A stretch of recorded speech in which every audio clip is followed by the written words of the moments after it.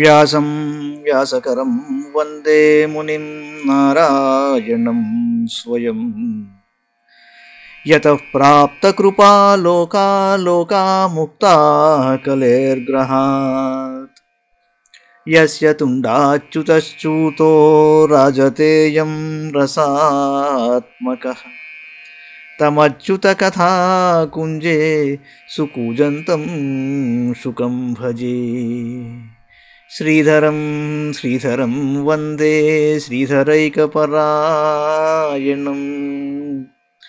శ్రీధరం శ్రీధరం వందే శ్రీధరైకపరాయణం యస్యైవ శ్రీప్రసాదేన శ్రీధరేయం కృతిః కృతా Radha భక్తిర్హరిర్జ్ఞానం తాభ్యాం yeah చ సమన్వితా తాం శ్రీ భాగవతీం గాథాం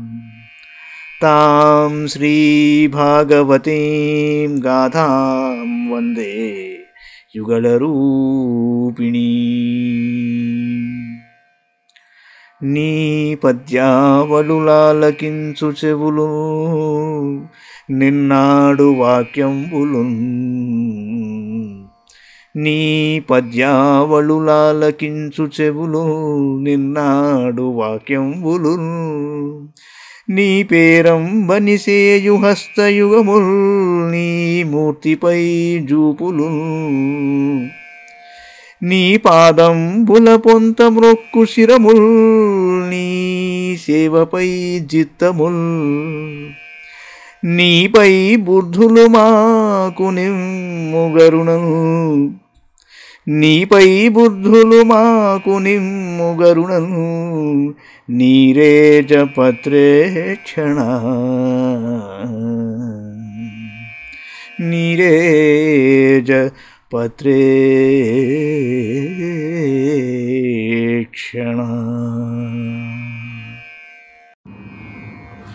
భాగవత మహాపురాణంలో 6వ స్కంధంలోని 7వ అధ్యాయంలో ఉన్నాం. బృహస్పతి దేవతలను పరిత్యజించుట, దేవతలు విశ్వరూపుని తమ గురువుగా ఎన్నుకుంట. రాజోవాచ కస్య హేతోః పరిత్యక్తా ఆచార్యేణాత్మనః సురాః ఏతదాచక్ష్వ భగవన్ శిష్యానామక్రమం గురౌ. పరీక్షిత్ మహారాజ్ అన్నాడు, మహాత్మా, దేవగురువైన బృహస్పతి తన ప్రియ శిష్యులైన దేవతలను పరిత్యజించుటకు కారణం ఏమిటి? దేవతలు ఆయన ఎడ చేసిన అపచారం ఏమిటి? దయతో చెప్పండి అన్నాడు. శ్రీ శుకౌవాచ ఇంద్రస్త్రిభువనైశ్వర్యమదోల్లంఘిత సత్పథః ఇంద్రస్త్రిభువనైశ్వర్యమదోల్లంఘిత సత్పథః మరుద్భిర్వసుభిరుద్రైరాదిత్యైరుభుభిర్నృపా విశ్వే దేవైశ్చ సాధ్యైశ్చ నాసత్యాభ్యాం పరిశ్రితః సిద్ధచారణ గంధర్వైర్మునిభిర్బ్రహ్మవాదిభిః విద్యాధరాప్సరోభిశ్చ కిన్నరైః పతఘోరగైః నిషేవ్యమాణో మఘవాన్ స్తూయమానశ్చ భారత. శ్రీ శుకుడు అన్నాడు, ఇంద్రుడు ముల్లోకముల ఐశ్వర్యములను పొందుడచే గర్వితుడయ్యాడు. అందువల్ల ధర్మ మర్యాదలను సదాచారములను ఉల్లంఘించడం మొదలుపెట్టాడు. ఒకానొక నాడు అతడు తన పత్ని అయిన శచీదేవితో కూడి నిండు సభలో సింహాసనముపై ఆసీనుడై ఉన్నాడు. 49 మంది మరుద్గణములు, అష్టవసువులు, 11 రుద్రులు, 12 ఆదిత్యులు, రుభుగణములు, విశ్వేదేవతలు, సాధ్యులు, అశ్వినీ కుమారులు అతనిని సేవిస్తూ ఉన్నారు. సిద్ధులు, చారణులు, గంధర్వులు, బ్రహ్మవాదులైన మునులు, విద్యాధరులు, అప్సరసలు, కిన్నరులు, పక్షిగణములు, నాగులు అతనిని సేవిస్తూ స్తోత్రాలు చేస్తున్నారు. ఉపగీయమానో లలితమాస్థానాధ్యాసనాశ్రితః పాండురేణాతపత్రేణ చంద్రమండలచారుణా యుక్తశ్చాన్యైః పారమేశ్చైశ్చామరవ్యజనాదిభిః విరాజమానః పౌలోమ్యా సహార్ధాసనయా భృశం స యదా పరమాచార్యం దేవానామాత్మనశ్చ నాభ్యనందత సంప్రాప్తం ప్రత్యుత్థానాసనాదిభిః వాచస్పతిం మునివరం సురాసుర నమస్కృతం నోచచాలాసనాదింద్రః పశ్యన్నపి సభాగతం తతో నిర్గత్య సహసా కవిరాంగిరసః ప్రభుః ఆయయౌ స్వగృహం తూష్ణీం విద్వాన్ శ్రీమద విక్రయాం. వారందరూ మధురమైన స్వరములతో ఇంద్రుని కీర్తిస్తున్నారు. చంద్రమండలం వలె సుందరమైన శ్వేతక్షత్రము శోభిల్లుచున్నది. వింజామరలు, వీవనలు మొదలగు మహారాజోచితమైన మర్యాదలు నిర్వహింపబడుతున్నాయి. ఆ సమయమున దేవేంద్రాది దేవతలకు పరమ గురువైన బృహస్పతి అక్కడికి వచ్చాడు. అతనికి సురాసురులందరూ నమస్కరింతురు. అయితే సురాసురులందరూ పూజ్యుడైన బృహస్పతి సభలో ప్రవేశించుటను ఇంద్రుడు చూశాడు. అయినను అతడు సింహాసనం నుండి లేచుటగాని గురువును సత్కరించుటగాని చేయక అటు ఇటు కదలకుండా కూర్చునే ఉన్నట్టు.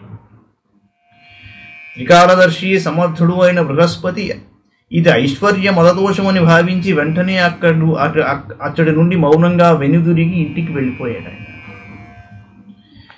తర్హేవ ప్రతిబుద్ధ్యేంద్రో గురుహేళనమాత్మనః గర్హయామాస సరసి స్వయమాత్మానమాత్మనా అహోబత మయా సాధుకృతం వైదద్భ్రబుద్ధినా యన్మయైశ్వర్యమత్తేన గురుః సదసి కాత్కృతః కో వృద్ధేత్ పండితో లక్ష్మీం త్రివిష్టపపతేరపి యయాహమాసురం భావం నీతో చ విబుధేశ్వరః ఏ పారమేష్యం దిశణమధితిష్ఠన్న కంచన ప్రత్యుత్తిష్ఠేదితి బ్రూయుర్ధర్మం తేన పరం విదుః.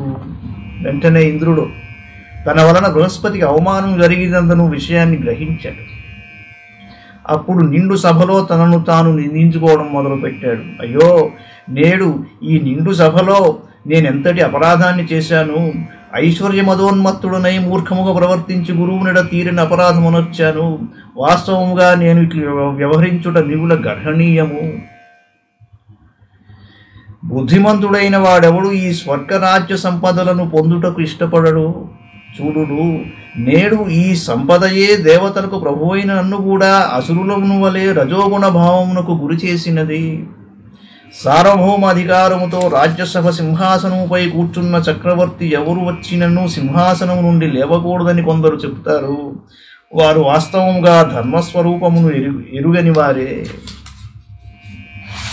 తేషాం కుబుధదేశ్నూనాం పతతాం తమసి యదా ఏ శ్రద్ధద్యుర్వచస్తే వై మజ్జం చష్మప్లవాయివ అధాహమరాచార్యమగాధదిషణం ద్విజం ప్రసాదయిష్యే నిషఠశీష్ణా తచ్చరణం స్పృశన్ ఏవం చింతయతస్తస్య మఘోనో భగవాన్ గృహాత్ బృహస్పతిర్గతో దృష్టాం గతిమధ్యాత్మమాయయా గురోర్నాధిగతః సంజ్ఞాం పరీక్షన్ భగవాన్ స్వరాఢ్యాయన్ ధియా సురైర్యుక్తః శర్మ నాలభతాత్మనః తచ్చుత్వైవాసురాః సర్వే ఆశ్రిత్య ఊషన సమ్మతం దేవాన్ ప్రత్యుజ్యమం చక్రుర్దుర్మదా ఆతతాయినః తైర్విసృష్టేషుభిస్తీష్ణైర్నిర్భిర్నాంగోరుబాహవః బ్రహ్మాణం శరణం జగ్ముః సహేంద్రానత కంధరాః తాం తథాభ్యర్థితాన్ వీక్ష్య భగవానాత్మభూరజః కృపయా పరయా దేవ ఉవాచ పరిసాన్వయన్. ఇలా ఉపదేశించువారు జనులను చెడు మార్గములో తీసుకుని పోతూ ఉంటారు. అట్టివారు స్వయంగా ఘోర నరకమున పడతారు. వారి పలుకులను విశ్వసించిన వారు రాతి పడవ వలె నీటిలో మునిగిపోతారు. నా గురువైన బృహస్పతి అగాధమైన జ్ఞాన సముద్రుడు. అట్టి వాని ఎడ నేను గొప్ప అపరాధమునర్చి తిని ఇప్పుడు నేను ఆ మహాత్ముని పాదముపై వ్రాలి ఆయనను ప్రసన్నును చేసుకునుటయే నా కర్తవ్యము అని దేవేంద్రుడు ఈ విధంగా అనుకొనుచుండగానే మహాత్ముడైన బృహస్పతి తన ఇంటి నుండి వెడలి యోగబలము చే అంతర్హితుడయ్యాడు. దేవేంద్రుడు తన గురువును తాను స్వయంగా వెతుకుటయేగాక ఇతరులచే కూడా వెతికించాడు గాని ఆయన ఆచూకీ దొరకలేదు. గురువు లేకుండా తనకు రక్షణయుండదని ఇంద్రుడు భావించాడు. అంతటా ఇతర దేవతలతో కూడి స్వర్గరక్షణకై తగిన ఉపాయము కొరకై ఆలోచించాడు. కానీ వారి నుండి ఎట్టి ఉపాయము లభింపకుండుటచే అతడు అశాంతికి గురి అయ్యాడు. దేవగురువైన బృహస్పతి దేవతలను వదిలి వెళ్లిన సమాచారము దైత్యులకు తెలిసింది. అప్పుడు మదోన్మత్తులు ఆదతాయులు అయిన దైత్యులు శుక్రాచార్యుని ఆదేశానుసారము దేవతలను జయించుటకు ఉద్యమించారు. ఆ దైత్యులు దేవతలపై తీవ్రమైన బాణములను వర్షింపజేసి వారి మస్తకములు, ఊరువులు, బాహువులు మొదలగు అంగములను భేదింపసాగారు. అప్పుడు ఇంద్రాది దేవతలు వినమ్రులై బ్రహ్మదేవుని శరణుజొచ్చారు.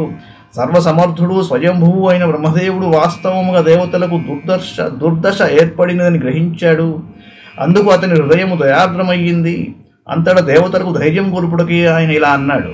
బ్రహ్మోవాచ: అహోపదసురశ్రేష్ఠాయ భద్రం వఃకృతం మహత్ బ్రహ్మిష్ఠం బ్రాహ్మణం దాంతమైశ్వర్యాన్నాభ్యనందత తస్యాయమనయస్యాసీత్ పరేభ్యో వః పరాభవః ప్రక్షీణేభ్యः స్వవైరిభ్యः సమృద్ధానాం చ యత్సురాః మఘవన్ ద్విషతః పశ్య ప్రక్షీణాన్ గుర్వతి క్రమాత్ సంప్రత్యుపచితాన్ భూయః కావ్యమారాధ్య భక్తితః ఆదధీరన్ నిలయనం మమాపి భృగుదేవతాః. దేవతలారా, వాస్తవముగా మీరు గొప్ప తప్పు పని చేశారు. ఐశ్వర్యమదముచే కన్ను మిన్నుగానక బ్రహ్మజ్ఞాని జితేంద్రియుడు అయిన బ్రాహ్మణ శ్రేష్ఠుని నిరాదరించారు. ఇది మిగుల శోచనీయము. మీరునర్చిన అపరాధమునకు ఇది ఫలితము. మీరు సంపదలతో తులదూగుచున్నను దుర్బలులైన శత్రువులచే పరాభవమును ఎదుర్కొనవలసి వచ్చినది. ఇంద్రా, చూడు, నీ శత్రువులు కూడా మొదట తమకు గురువైన శుక్రాచార్యుని అవమానపరచినందులకు మిక్కిలి బలహీనులైనారు. కానీ భక్తిభావంతో అతనిని ఆరాధించి ధనముతోనూ బలముతోనూ తులతూగారు. శుక్రుని తమ ఆరాధ్య దైవముగా భావించినట్టు ఈ దైత్యులు కొలది దినములలో నా బ్రహ్మలోకమును కూడా ఆక్రమించదరని నాకు తోచుచున్నది. త్రివిష్టపం కిం గణయంత్యభేద్య మంత్రా భృగూణామనుశిక్షితార్థాః న విప్ర గోవింద గవీశ్వరాణాం ధవంత్య భద్రాణి నరేశ్వరాణాం తద్విశ్వరూపం భజతాశు విప్రం తపస్వినం త్వాశ్రమధాత్మవంతం సభాజితోర్ధాన్ స విధాస్యతే వో యది క్షమిష్యధ్వముతాస్య కర్మ. భృగువంశీయులు వీరికి అర్థశాస్త్రమునందు పూర్తిగా శిక్షణను ఇచ్చారు. వారి పన్నాగములను త్రిప్పికొట్టు మార్గములు మీకు కూడా తెలియవు. అవి చాలా గుప్తంగా ఉంటాయి. ఇట్టి స్థితిలో స్వర్గమునే కాదు, వారు ఏ లోకమునైనను జయింపగలరు. బ్రాహ్మణులను, గోవిందుని, గోవులను తమ సర్వస్వముగా భావించడు రాజులకు ఎన్నటికీ అశుభము కలుగదు. కనుక ఇప్పుడు మీరు వెంటనే త్వష్టపుత్రుడైన విశ్వరూపిని కడకేగి ఆయనను సేవించండి. అతడు విప్రోత్తముడు, తపస్సంపన్నుడు, జితేంద్రియుడు. కానీ అతని తల్లి అసురకులమునకు చెందినది. కనుక మీరు అసురులను ప్రేమతో క్షమించి అతనిని గౌరవించినచో అతడు మీ కార్యమును నెరవేర్పగలడు అన్నాడు. శ్రీశుకోవాచ: త ఏవ ముదితా రాజన్ బ్రహ్మణా విగత జ్వరాః ఋషిం త్వాశ్రముపవ్రజ్య పరిష్వజ్యేదమబ్రువన్. శుక్రవారు అన్నాడు: పరీక్షిత్ మహారాజా, బ్రహ్మదేవుడు ఈ విధంగా సూచించిన తరువాత దేవతలకు చింత తొలగి ధైర్యం వచ్చింది. వెంటనే వారు విశ్వరూప మహర్షి కడకేకి ఆయనను హక్కున చేర్చుకొని ఇలా అన్నారు: దేవావుచు వయంతేతి ధయ ప్రాప్త ఆశ్రమం భద్రమస్తుతే కామ సంపాద్యతాం తాత పితॄణాం సమయోచితః పుత్రాణాం హి పరో ధర్మః పితృశుశ్రూషణం సతాన్నపి పుత్రవతాం బ్రహ్మన్ కిముత బ్రహ్మచారిణాం ఆచార్యో బ్రహ్మణో మూర్తి పితా మూర్తి ప్రజాపతే భ్రాతా మరుత్పతేర్మూర్తిర్మాతా సాక్షాక్షితేస్తను దయాయా భగినీ మూర్తిర్ధర్మస్యాత్మాతిథి స్వయం అగ్నేరభ్యాగతో మూర్తి సర్వభూతాని చాత్మనః తస్మాత్ పితॄణామార్తానామార్తిం పరపరాభవం తపసాపనయం స్తాత సందేశం కర్తుమర్హసి వృణీమహే త్వోపాధ్యాయం బ్రహ్మిష్టం బ్రాహ్మణం గురుం యథాంజసా విజేష్యామః సపత్నాం స్తవ తేజసా న గర్హయంతి యద్ధేషు యవిష్ఠాం గృహభివాదనం ఛందోభ్యోన్యత్ర న బ్రహ్మన్ వయోజ్యేష్ఠస్య కారణం. దేవతలు అన్నారు, నాయనా విశ్వరూప నీకు శుభమగుగాక. మేము నీ ఆశ్రమమునకు అతిథులమై వచ్చాము. ఒక విధంగా మేము నీకు పితృతుల్యులము కనుక సమయోచితమైన మా అభిలాషను నెరవేర్పుము. బ్రాహ్మణోత్తమ, సంతానవంతులైన సత్పుత్రులు తమ తల్లిదండ్రులను ఇతర గురుజనులను సేవించుటయే పరమధర్మమని భావించురు. ఇక బ్రహ్మచారిగా ఉన్న నీ విషయం ఏం చెప్పాలి? గురువు వేదస్వరూపుడు, తండ్రి బ్రహ్మదేవుని వంటివాడు, సోదరుడు ఇంద్రునితో సమానము, ఇంకా తల్లి సాక్షాత్తు భూదేవి స్వరూపము, చెల్లెలు దయామూర్తి, అతిథి సాక్షాత్తు ధర్మమూర్తియే, అభ్యాగతుడు అగ్నితో సమానుడు, జగత్తునందరి సకల ప్రాణులు ఆత్మస్వరూపులే. నాయనా విశ్వరూప, మేము నీకు పితృ సమానులము. ఇప్పుడు శత్రువులు మమ్ము జయించారు, మేము ఆపదల పాలై ఉన్నాము. నీవు నీ తపోబలముతో మా దుఃఖమును, దారిద్ర్యమును, పరాజయమును పారద్రోలము. మా అభిప్రాయమును ఆలకించి మాకు మేలు చేయుము. నీవు బ్రహ్మనిష్ఠాపరుడవైన విప్రవరుడవు కావున జన్మతః మాకు గురుడవు. నిన్ను మేము మా ఆచార్యునిగా ఎన్నుకొనుచున్నాము. నీ తపోబలముతో మేము సులభముగా మా శత్రువులపై విజయమును సాధింపగలము. మహాత్మా, సందర్భమును బట్టి తమకంటెను చిన్నవారి పాదములకు నమస్కరించుట తప్పుగాదని విజ్ఞులందరూ. పెద్దరికము వయస్సును బట్టి గాని వేదజ్ఞానము బట్టి నిర్ణయింపవలెను. పెద్దరికము వయస్సును బట్టి గాక వేదజ్ఞానము బట్టి నిర్ణయింపవలెను. కావున వయస్సును బట్టి పెద్దరికము లభింపదు. నీవు వేదజ్ఞాన సంపన్నుడవైనందున మా అందరికీ నీవు పెద్దవాడవైనావు. విశురువాచ. అభ్యర్థితసురగణైః పౌరోహిత్యే మహాతపాః స విశ్వరూపస్థానాః ప్రహసన్ ప్రశ్నయా గిరా. శ్రీశుకుడు అన్నాడు, మహారాజా, దేవతలు ఈ విధంగా విశ్వరూపుని తమకు పురోహితునిగా ఉండుమని ప్రార్థించారు. అప్పుడు పరమ తపస్వి అయిన విశ్వరూపుడు ప్రసన్నుడై వారితో ప్రియంగా మధురంగా ఇలా అన్నాడు. విశ్వరూపోవాచ. విగర్హితం ధర్మశీలై బ్రహ్మవర్చ ఉపవ్యయం కథం ను మద్విధో నాథా లోకేశైరభియాచితం ప్రత్యాఖ్యాస్యతి తచ్చిష్యః స ఏవ స్వార్థ ఉచ్యతే. విశ్వరూపుడు అన్నాడు, పెద్దలారా, పౌరోహిత్యము బ్రహ్మతేజస్సును క్షీణింపజేయును కనుక అది గర్హింపదగినది అని ధర్మజ్ఞులు నుడువుదురు గాని మీరు నాకు పితృతుల్యులు లోకపాలురు అయినను మీరు నన్ను పురోహితునిగా ఉండుమని వేడుకొనుచున్నారు. ఇట్టి స్థితిలో నా వంటివాడు మీ కోరికను ఎలా తిరస్కరిస్తాడో? నేను మీ సేవకుడను, మీ ఆజ్ఞను పాటించుటయే నా ధర్మము. అకించనానాం హి ధనం శిలోంఛనం తేనేహ నిర్వర్తిత సాధు సత్క్రియ కథం విగర్హ్యం కరోమ్యధీశ్వరాః పౌరోధ సంహృష్యతి ఏన దుర్మతిః తథాపి న ప్రతిబ్రూయాం గురుభిః ప్రార్థితం కియత్ భవతాం ప్రార్థితం సర్వం ప్రాణైరర్ధైశ్చ సాధయే. దేవతలారా, మేము అకించనులము. పొలములో పైర్లు కోసిన పిదపరాలిన ధాన్యములను ఏరుకుంటాము. దానితో దేవకార్యమును పితృకార్యమును ఆచరించుచుందుము.